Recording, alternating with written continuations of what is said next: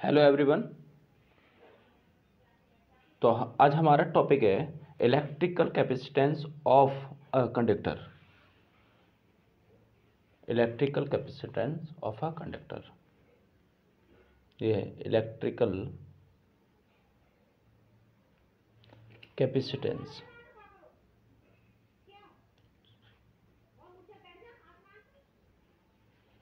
Capacitance of a conductor.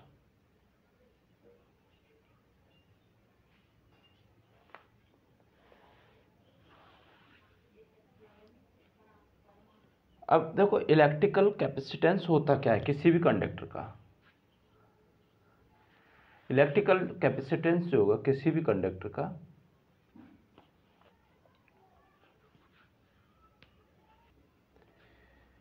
Electrical capacitance इस तरह से डिफाइन कर सकते हैं हम। जैसे अगर कोई भी इलेक्ट्रिकल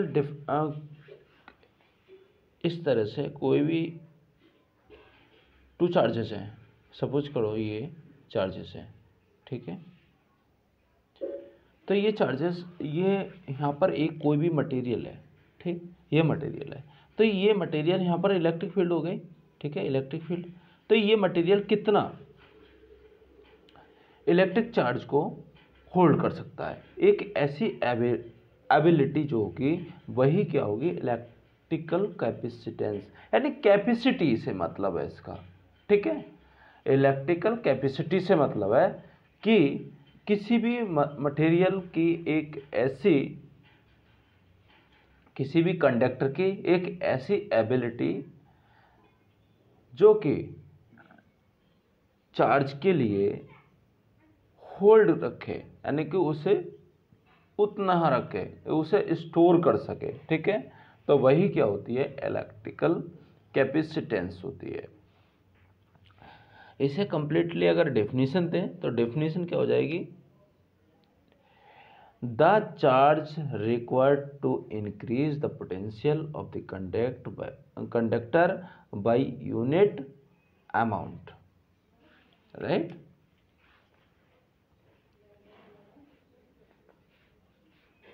या फिर कह सकते हैं कि एक कोई भी कंडक्टर है, ठीक है, और वो कोई कंडक्टर को इस तरह से इलेक्ट्रिक फील्ड में प्लेस कर दें, तो जितनी भी इलेक्ट्रिक फील्ड को ये स्टोर कर सके, उसी को यहाँ पर बोलेंगे इलेक्ट्रिकल कैपेसिटेंस, राइट।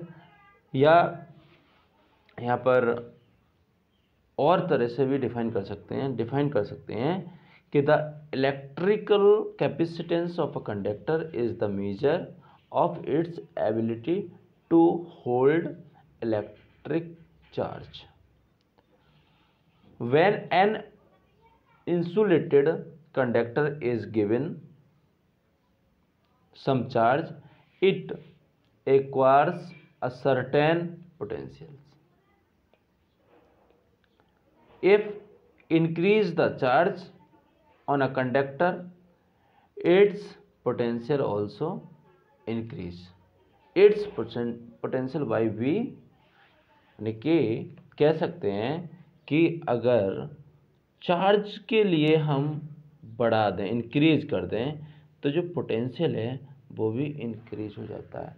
इसका मतलब है कि जो कैपेसिटी है वो किस पर डिपेंड कर रही है, वो डिपेंड कर रही है चार्ज पर, ठीक है। अगर चार्ज इंक्रीज करते हैं तो जो पोटेंशियल है, पोटेंशियल बिटवीन टू चार्जेस, तो वो क्या हो जाता है, इंक्रीज हो जाता है, डायरेक्टली प्रोपोर्शनल है। तो यहाँ पर Q, जब प्रोपोर्शनलिटी का साइन रिमूव करेंगे तो यह एक कांस्टेंट आ जाएगा, जिसे हम C यहाँ पर लिख देते हैं। तो ये हो जाएगा Q = CB।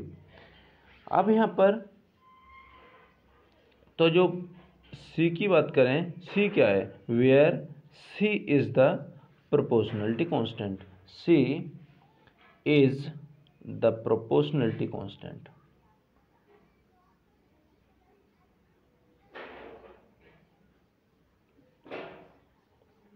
Proportionality constant, constant, which is called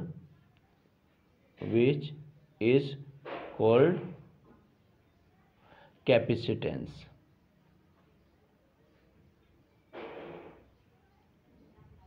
right एक तरह से जैसा रेजिस्टेंस होता है वैसे ही क्या है, कैपेसिटेंस है। ठीक है, रेजिस्टेंस जो होता है, रेजिस्टेंस रेजिस्ट करता है to flow of current, right. And capacitance क्या है, कैपेसिटेंस जो है वो एनर्जी को स्टोर करता है, राइट। तो यहाँ पर इतनी चीज समझ में आ रही होगी। अगर इसकी डेफिनेशन हम लिखना चाहें तो क्या लिखेंगे, the electrical capacitance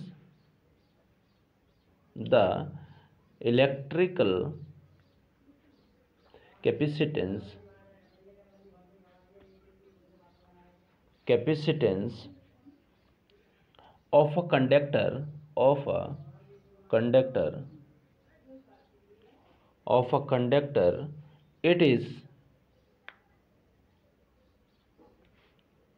conductor is the measure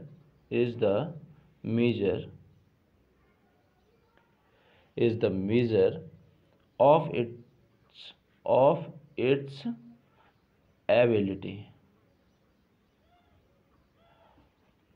its ability to hold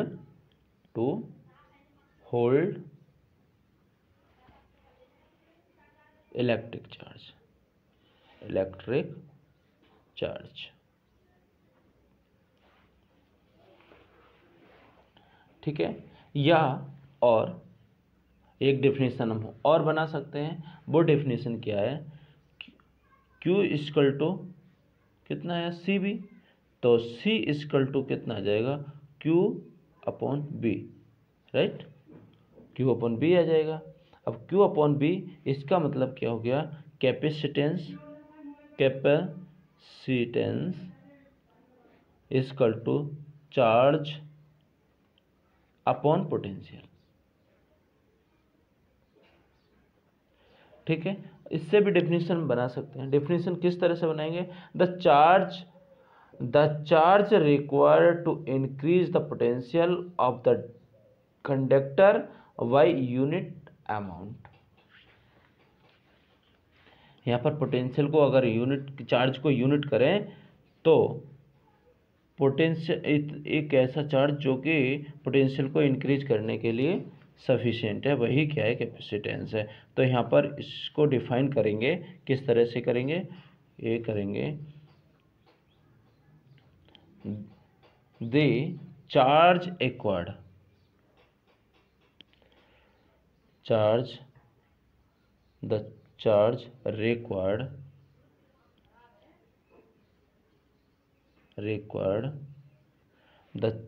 required to increase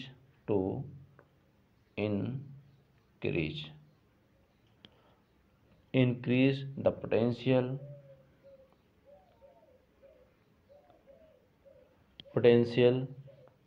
of the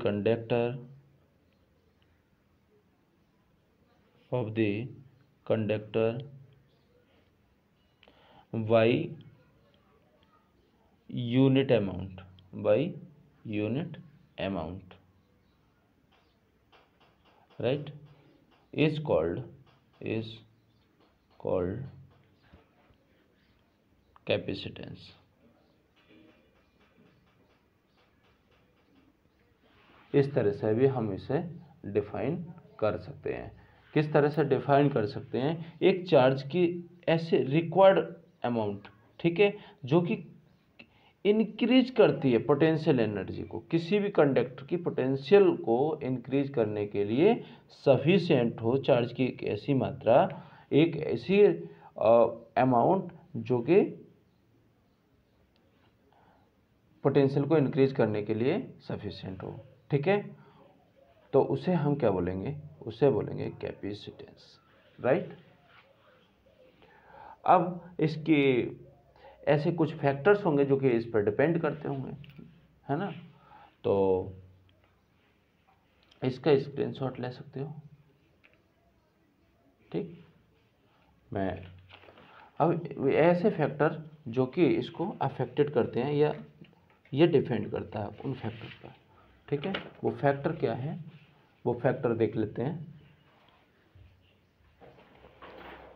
हाँ, ये है, it depends upon the following factors. It depends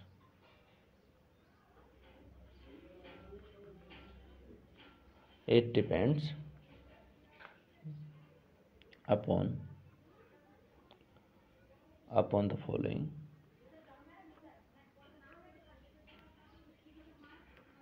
following factors। कुछ फैक्टर्स हैं जो कि इसको अफेक्टेड करते हैं। वो क्या है? Number first, size and shape of the conductor. क्या है? Size and shape.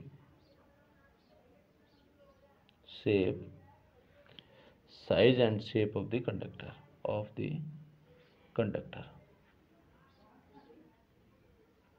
Right. Second है नेचर। नेचर मीन्स परमिटिविटी, कि उसकी परमिटिविटी क्या है? Permittivity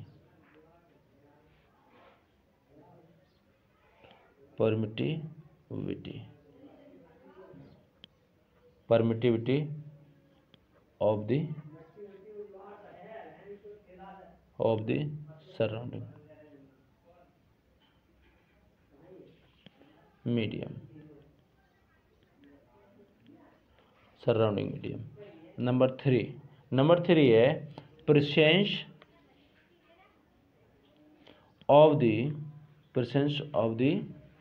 presence of the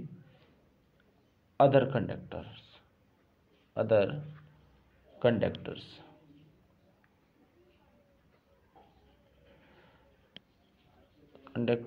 in its neighborhood।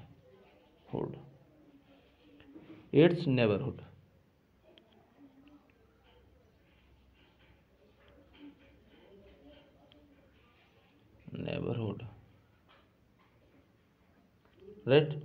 इसका मतलब क्या है कि अगर देखो, एक तो साइज पर डिपेंड करेगा, ठीक है, या शेप पर डिपेंड करेगा। दूसरा नेचर मीन्स उसकी परमिटिविटी पर डिपेंड करेगा। कैसी परमिटिविटी है? तो परमिटिविटी का मतलब क्या है यहाँ पर?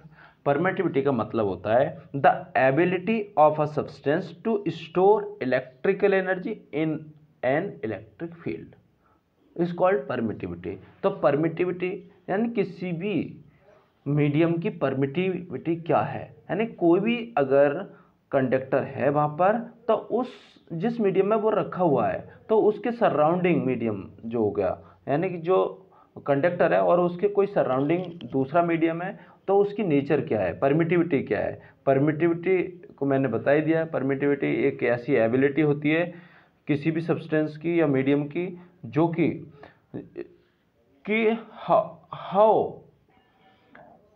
How much store the electrical energy, ठीक है, कितनी इलेक्ट्रिकल एनर्जी स्टोर कर सके, वो एक एबिलिटी है। तो इसे अगर परमिटिविटी को फिर से लिखना चाहो तो लिख सकते हो आप the ability of a substance to store electrical energy in an electric field, right. तो किस पे डिपेंड और करेगा? डिपेंड करेगा nature of the surrounding medium. Nature means permittivity, ठीक है। थर्ड पॉइंट है हमारा प्रेजेंस ऑफ अदर कंडक्टर्स। अब दूसरे कंडक्टर्स की प्रेजेंस होनी चाहिए, यानी वो किस तरह की प्रेजेंस है इस चीज पर भी डिपेंड करेगा, ठीक है। कैपेसिटी इस चीज पे भी डिपेंड करेगी। अब देखो इससे क्या होगा, जैसे एक कंडक्टर ये है, ठीक, और इस पर कोई चार्ज है, ठीक। अगर दूसरी तरफ यहाँ पर इंसुलेटिंग होगा, ये इंसुलेटर लगा दिया, ठीक है, एक इंसुलेटिंग मटेरियल लगा दिया, तो यहाँ पर ये पोलराइज नहीं होगा, ठीक है, पोलराइज नहीं होगा। लेकिन इसी तरह से अगर यहाँ पर कंडक्टर है, ठीक, और दूसरी साइड भी कंडक्टर होगा, ठीक, अगर वो कंडक्टर है तो ये इसी की वजह से, इस पॉजिटिव चार्ज की वजह से ये पोलराइज हो जाएगा। ठीक है, ये पोलराइज हो गया। तो इसकी जो नेबरहुड कंडक्टर्स हैं उनकी प्रेजेंस पर भी डिपेंड करेगा। ठीक है, कि कैपेसिटी क्या होगी इसकी, राइट। तो आई होप इतनी चीज़ें समझ में आई होंगी। ठीक है, अब इसके यूनिट देख लेते हैं हम कि इसकी यूनिट क्या रहेगी। Unit of capacitance, unit of capacitance,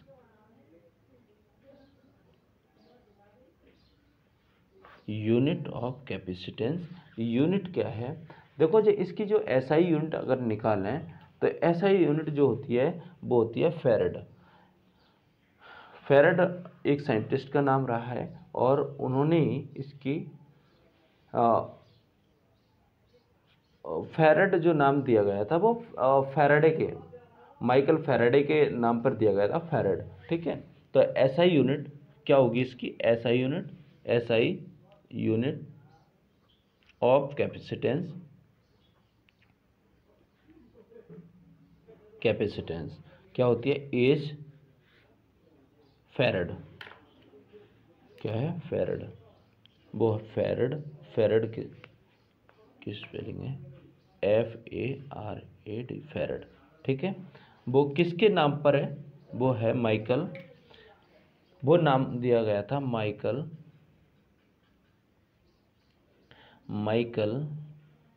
Faraday, Faraday, Michael Faraday के नाम पर इसकी यूनिट दी गई थी। ठीक है, अब हम इसका दूसरी भी यूनिट देख सकते हैं। देखो ये तो यूनिट हो गई ऐसा यूनिट फेरेड। जैसे फोर्स की जो यूनिट होती है वो क्या होती है, न्यूटन। न्यूटन के अलावा भी और कुछ होती है, क्या होती है वो, न्यूटन के अलावा होती है उसकी किलोग्राम मीटर पर सेकेंड स्क्वायर। इसी तरह से इसमें भी कैपेसिटेंस की भी फेरेड के अलावा और भी यूनिट होती है। अगर हम अकॉर्डिंग टू फॉर्मूला देखें, अकॉर्डिंग टू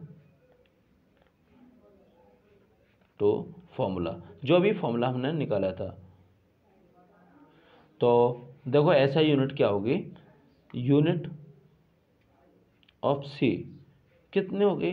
देखो क्या था, चार्ज अपॉन, यूनिट किसकी होगी, यूनिट ऑफ चार्ज। ठीक है, upon unit of potential, right. तो यूनिट ऑफ सी कितनी हो जाएगी, देखो इसकी चार्ज की कितनी होती है, कूलाम। ठीक है, अपॉन पोटेंशियल की यूनिट कितनी होती है, पोटेंशियल की जो यूनिट होगी वो क्या यूनिट होगी, बता सकते हो। पोटेंशियल की जो यूनिट होगी वो हो जाएगी जूल पर कूलाम, क्योंकि यहाँ पर जो पोटेंशियल है, पोटेंशियल क्या उतना है, W/Q।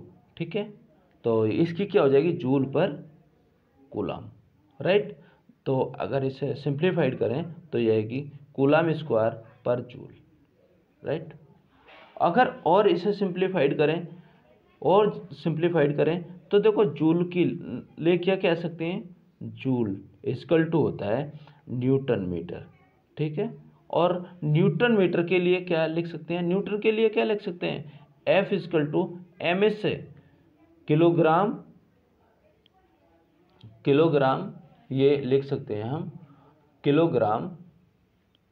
Kilogram metre per second square, right. तो ये हो जाएगी kilogram metre per second square into metre, right. तो जूल की हो गई इतनी, किलोग्राम, जूल की कितनी है, kilogram metre square per second square, right. अब हम फिर से सी की यूनिट निकालें तो सी की यूनिट कितनी हो जाएगी, सी की जो यूनिट होगी, सी की यूनिट जो हो जाएगी वो हो जाएगी कूलम स्क्वायर पर kilogram metre square per second square. ठीक है, इतना ये यूनिट हमें मिल जाएगी, राइट।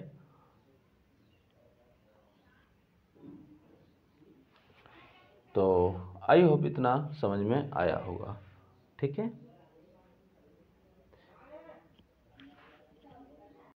हाँ, तो नेक्स्ट है हमारा अब डायमेंशन फॉर्मूला, ठीक है। अब ये तो था हमारा अभी यूनिट, ठीक है। अब यूनिट के बाद हम अब देखते हैं dimension formula. Dimensions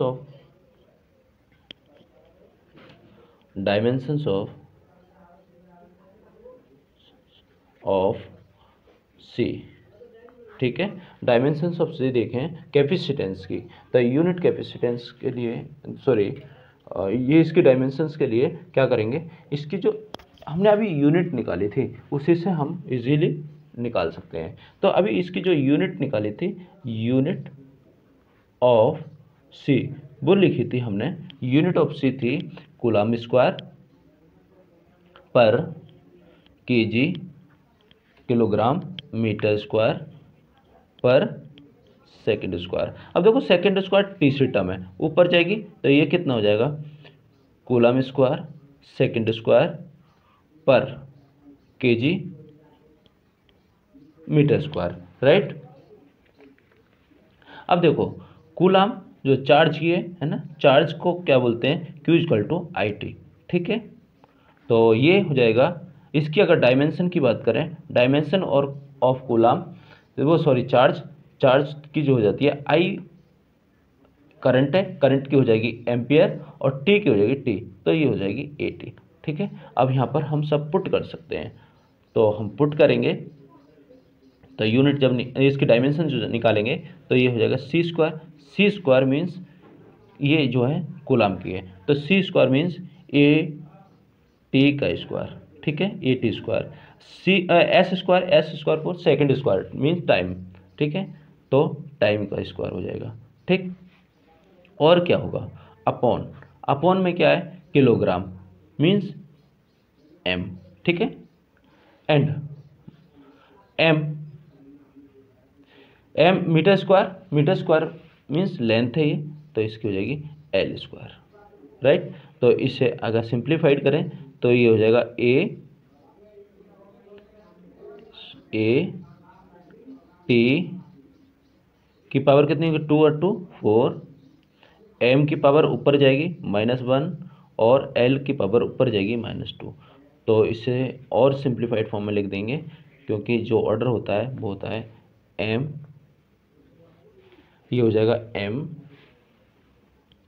L -2 T power 4 और ए, राइट। तो ये हो जाएगी हमारा dimension formula of capacitance, right. ये डायमेंशन फार्मूला ऑफ कैपेसिटेंस हो जाएगा। अब आई होप इतनी चीज़ें ये समझ में आई होंगी। अब एक चीज़ और अभी बची हुई है इसमें, वो है 1 फैरेड की डेफिनेशन, ठीक है। तो 1 फैरेड की डेफिनेशन किस तरह से डिफाइन करेंगे, 1 फैरेड डिफाइन 1 फैरेड को कैसे डिफाइन करें। तो देखो 1 फैरेड को डिफाइन करने के लिए क्या करेंगे, Q इक्वल टू हमें पता है सी भी, ठीक है। तो C इक्वल टू हो जाएगा Q upon B, if Q equal to 1 coulomb and V equal to 1 joule per coulomb, right. Then C equal to 1 farad, right. तो इसे डिफाइन कर लो।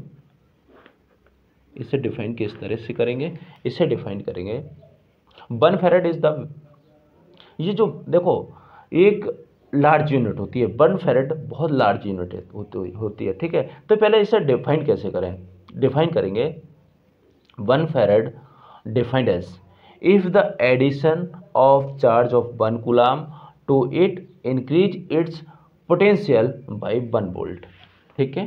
तो हम इसे डिफाइन कर सकते हैं, डिफाइन करेंगे हम इसे कि 1 यहाँ पर 1 farad defined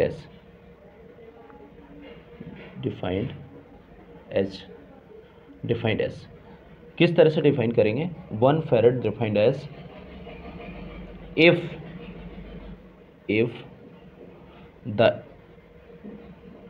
addition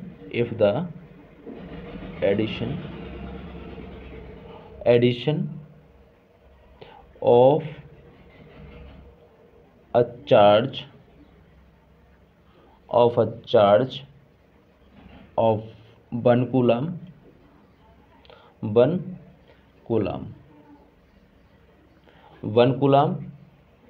to it increases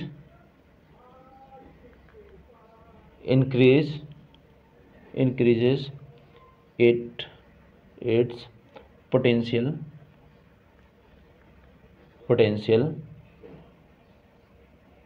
by 1 volt, right. तो ये क्या होगा? Is called 1 farad, right, 1 farad। और जो 1 farad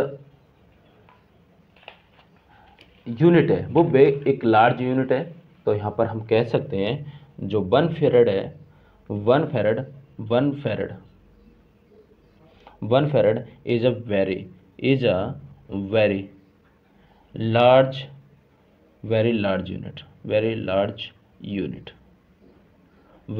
unit है ये, ठीक है, very large unit of capacitance. तो इसकी एक जो हम कंडक्टर यूज करते हैं तो उसके लिए क्या स्मॉल वैल्यू होती हैं, ठीक है, यूनिट होती हैं, जैसे 1। अब वो स्मॉल क्या होती है उनका कन्वर्जन में बता दे रहा हूँ। 1 मिली फैरड, अगर इस तरह से लिखा हुआ है 1 मिली फैरड, तो हम इसे क्या बोलेंगे? इसे बोलेंगे 10⁻³ फैरड, ठीक है। इसी तरह से अगर हम 1 माइक्रोफैरड की बात करें तो 1 माइक्रो का साइन इस तरह से लगते हैं, microfarad 1 microfarad equal to 10⁻⁻6 farad के इक्वल होता है, राइट। इसी तरह से 1 नैनो फैरड तो 10⁻⁹ फैरड, ठीक है। 1 पिको फैरड है, 1 पिको फैरड, ठीक है। तो वो किसके इक्वल होगा? 10⁻12 फैरड की, राइट। तो आई होप इतना समझ में ये सब आया होगा। तो अगर इतना समझ में आया है तो हमें कमेंट सेक्शन में बताइए कि इसमें कौन सा पार्ट ज़्यादा समझ में आया और कौन से पार्ट में आपको कन्फ्यूजन है या फिर कन्फ्यूजन नहीं है। और हमारी वीडियो को बताइए कि कैसी लगी, कमेंट सेक्शन में बताइए, और लाइक कीजिए, शेयर कीजिए एंड सब्सक्राइब कीजिए हमारे चैनल को। Thank you so much.